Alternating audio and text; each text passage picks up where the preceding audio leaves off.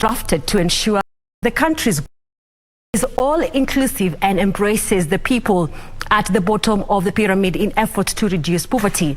National Treasury Cabinet Secretary Prof Njuguna Ndung'u says the budget will focus on digital solutions, protecting private investments and market development. Professor Ndung'u says the government will reduce non-core recurrent expenditure and prioritize completion of 437 stalled projects. The three-day public hearing and participation exercise for the next national budget kicked off today in Nairobi to secure your input on what should be prioritized.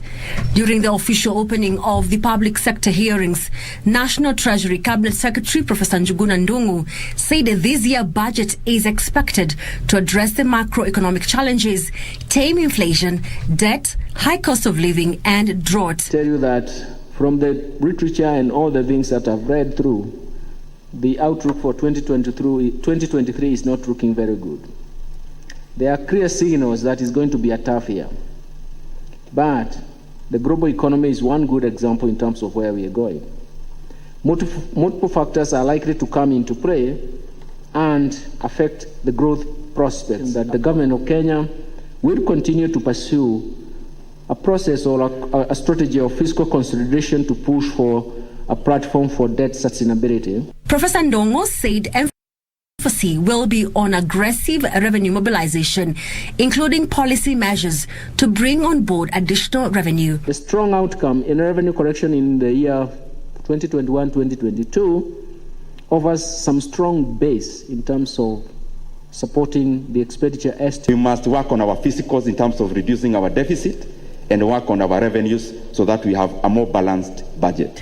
The government will continue to reduce recurrent spending through cutting down on non-priority expenditures such as domestic and foreign travels, communication, printing, training, hospitality, fuel, purchase of furniture, purchase of motor vehicles, among others. We see that a lot of ministries are making a request for money they have a lot of requirements,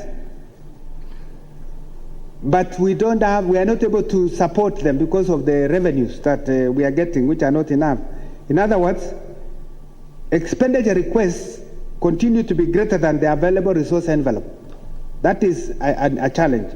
The government also plans to prioritize the completion of 437 stalled projects before embarking on new ones. We don't want you to start new projects before you complete existing ones. And even where there is opportunity to restart the idle ones, let's focus on those, because that amounts to waste of resources. If you have idle, because you have idle equipment, and also if it's a loan, we are servicing loans for projects which are stalled. County governments are expected to put measures to increase own revenue collection, adhere to fiscal responsibility, and clear all pending bills.